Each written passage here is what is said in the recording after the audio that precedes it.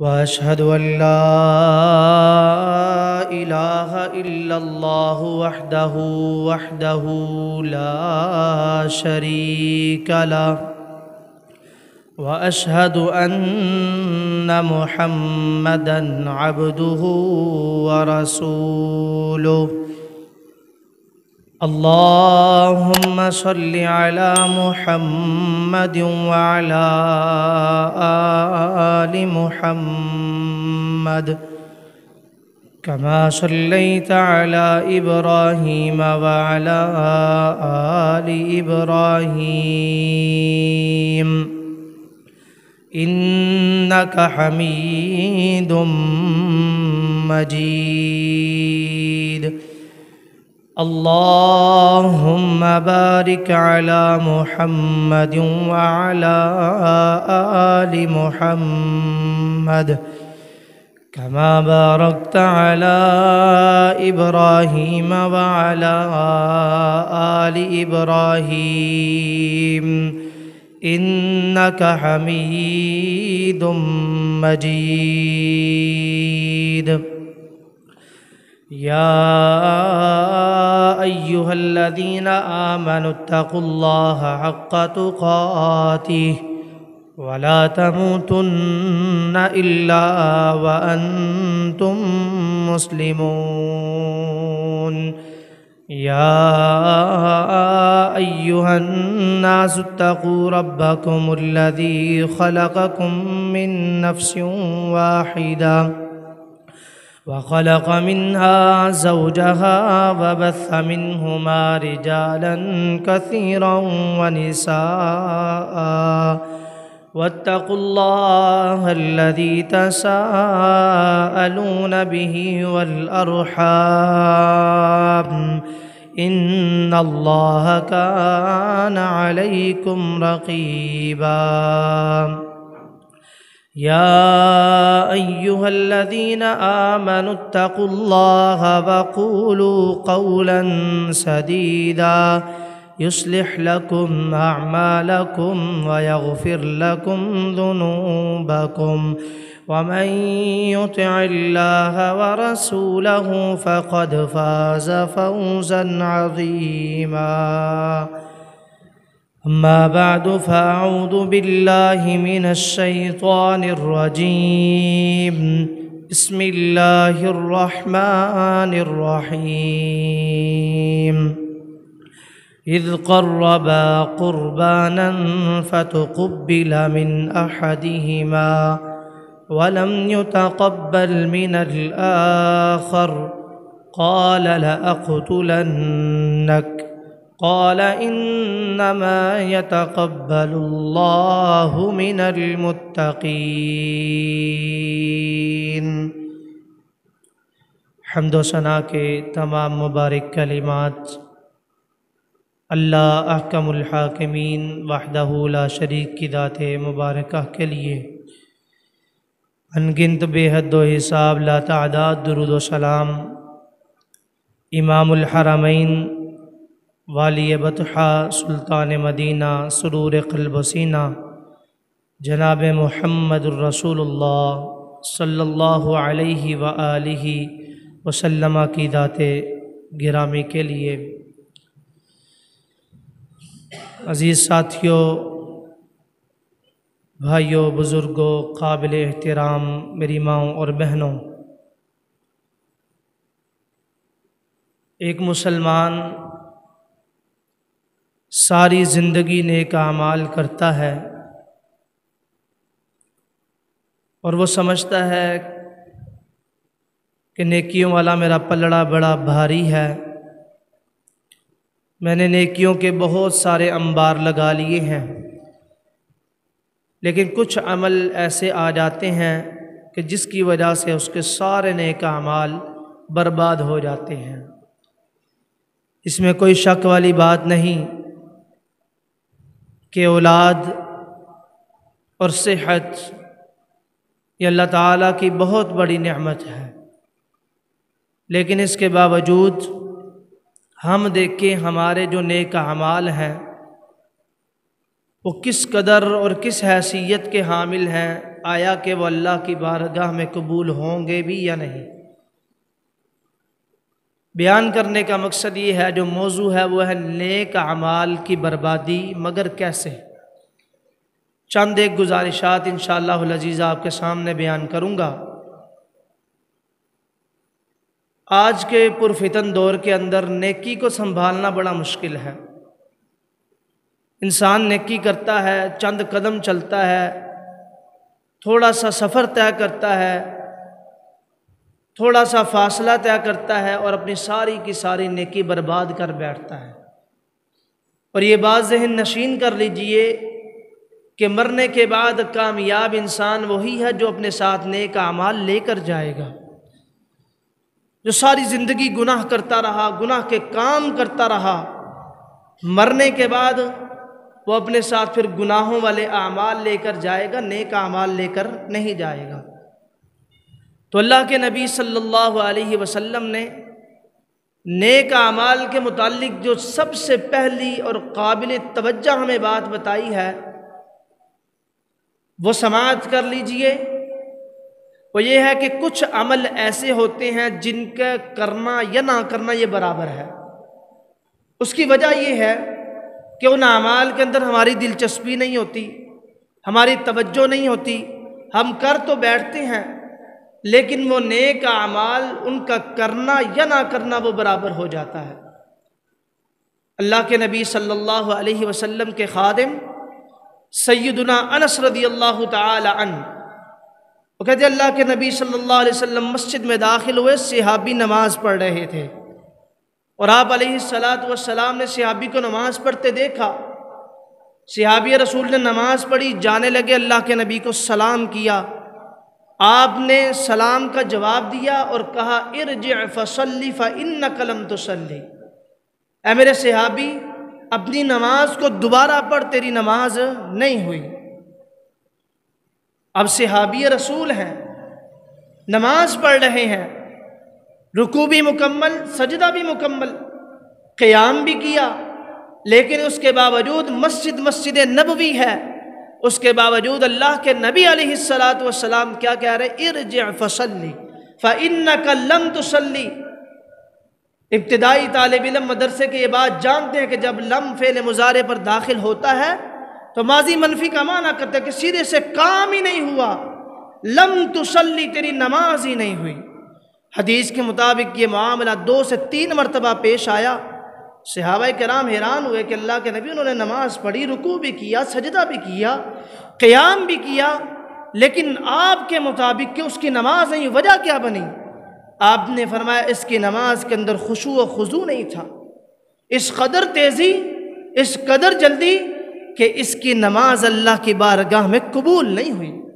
اور اگلی روایت اس معاملے کو مزید حساس بنا دیتی ہے، بڑا نزاکت والا معاملہ بن جاتا ہے۔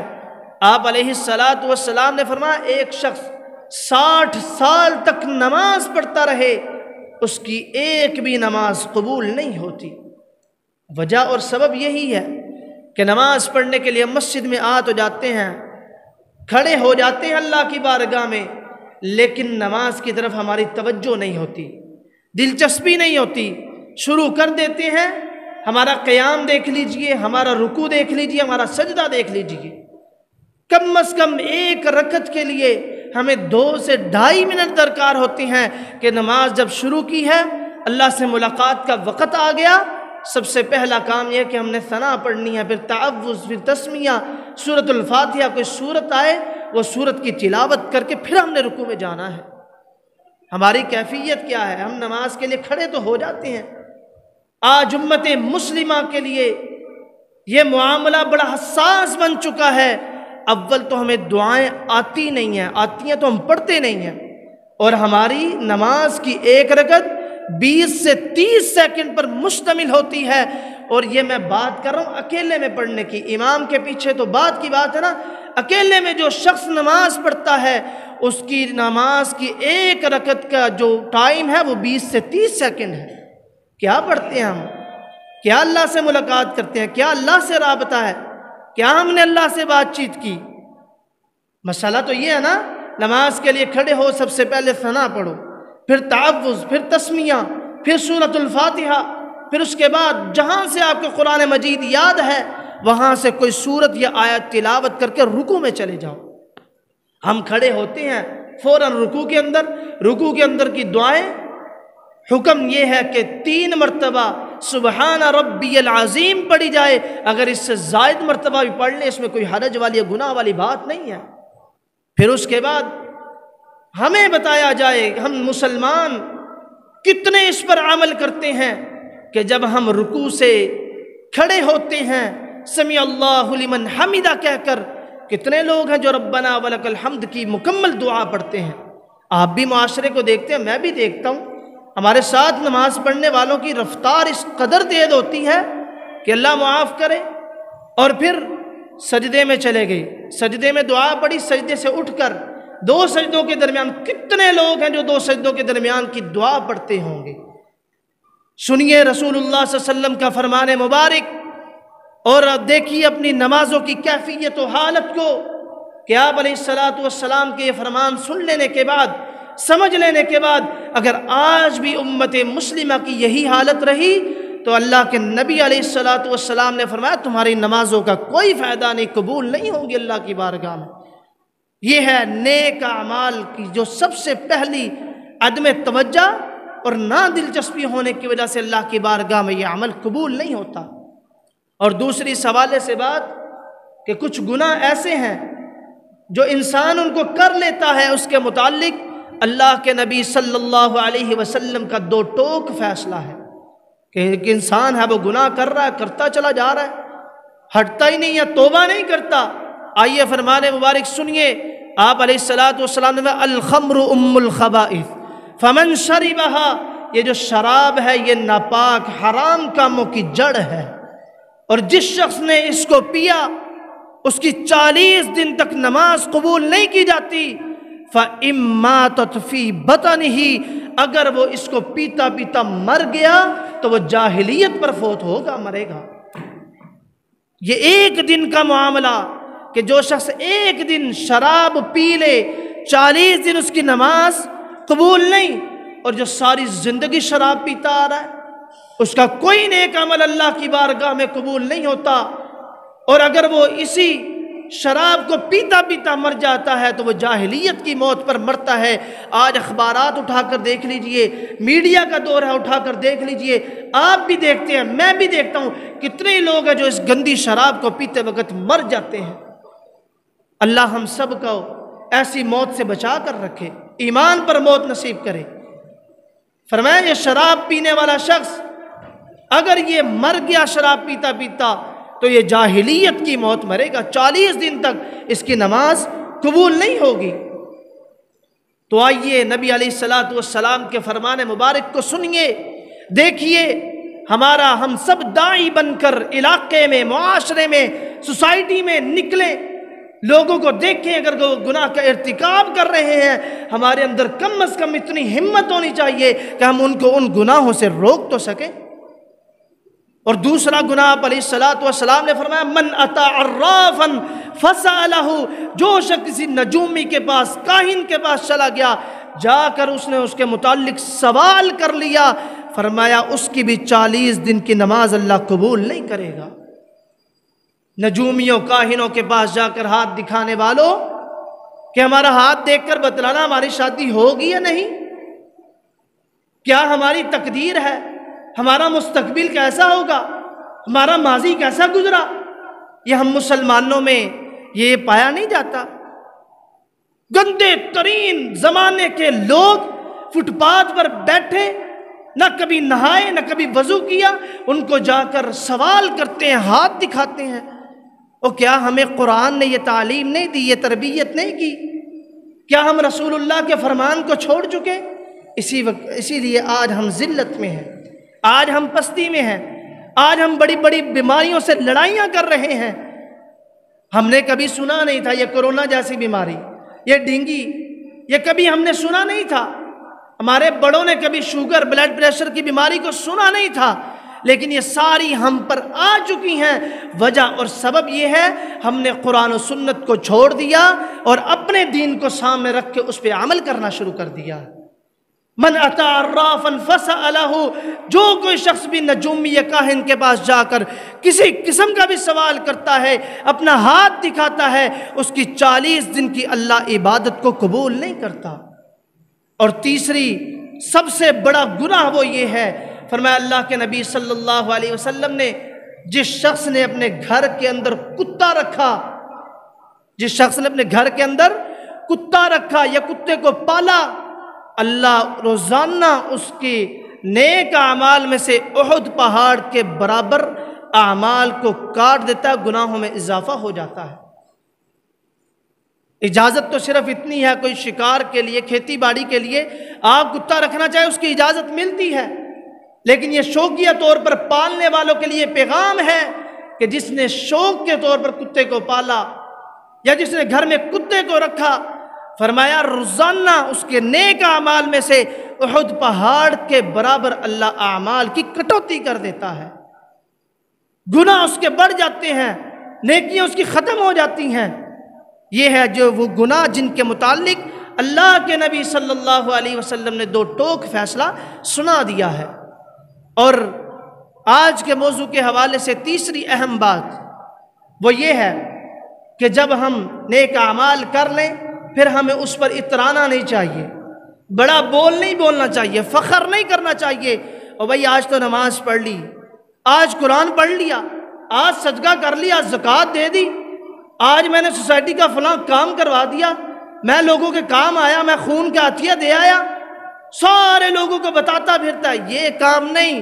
فرمایا جس شخص نے بھی نیک اعمال کر لیا اس کے بعد وہ اللہ سے دعائیں کرے، اللہ میرا یہ عمل اپنی بارگاہ میں قبول کر لے۔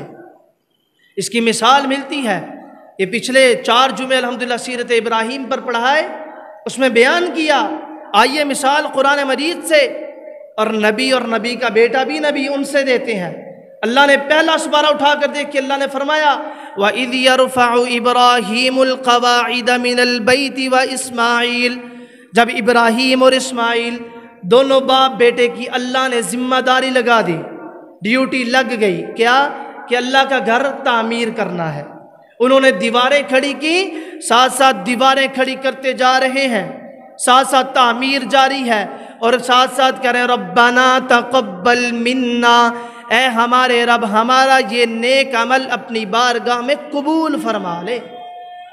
یہ انبیاء کرام علیہ السلام اور اللہ کے جتنے برگزیدہ بندے یہاں سے گزرے ہیں ان سب سے ہمیں یہی تربیت ملتی ہے کہ تم جب بھی کوئی نیک عمل کر لو اس کے بعد اللہ سے ان نیک اعمال کی قبولیت کی دعا کیا کرو۔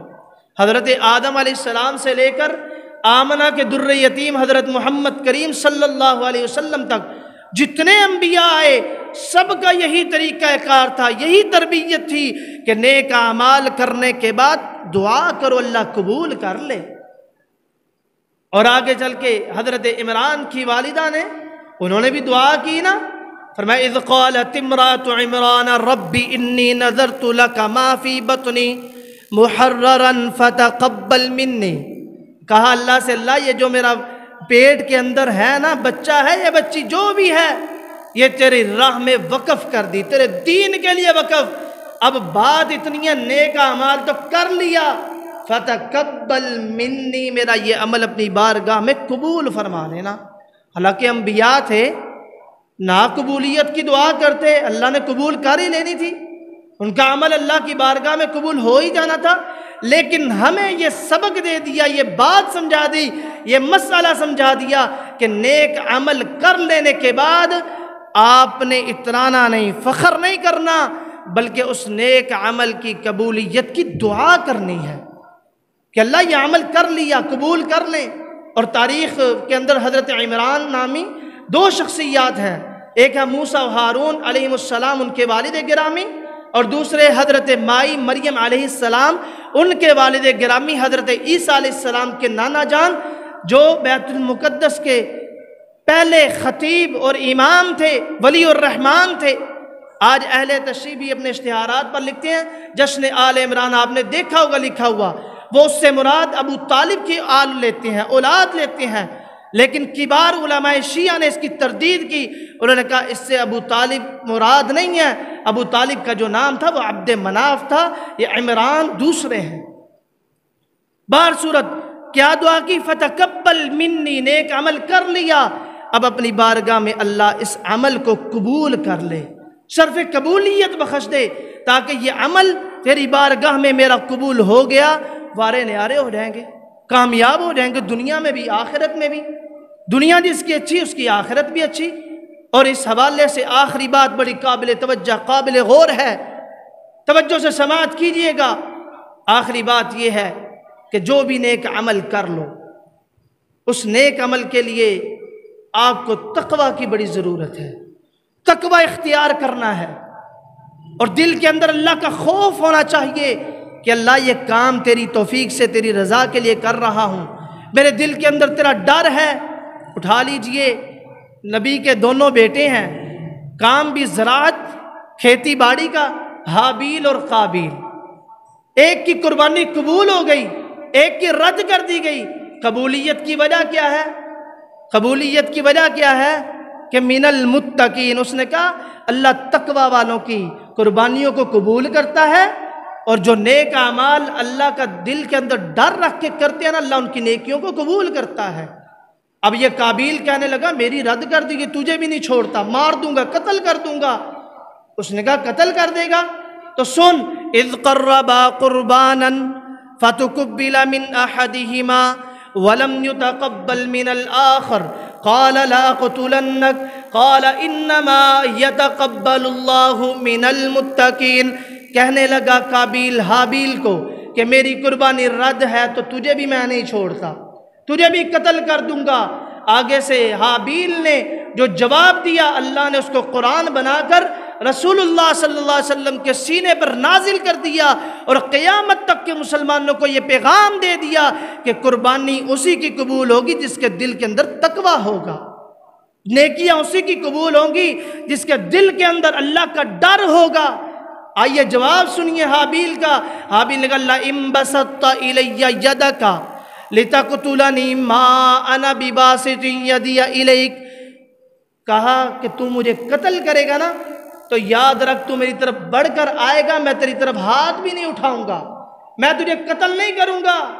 اس کی وجہ کیا ہے؟ وجہ اور سبب قرآن بڑا اچھا اسلوب بیان کرتا ہے۔ کوئی مسئلہ قرآن نے سمجھانا ہونا پوری گہرائی تک انسان کو لے کر جاتا ہے۔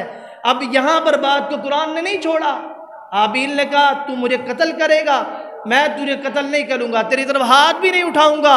کیوں؟ انی اخاف اللہ رب العالمین، کیونکہ میں اللہ سے ڈر رہا ہوں اور ڈرتا رہوں گا۔ کون ہے اللہ؟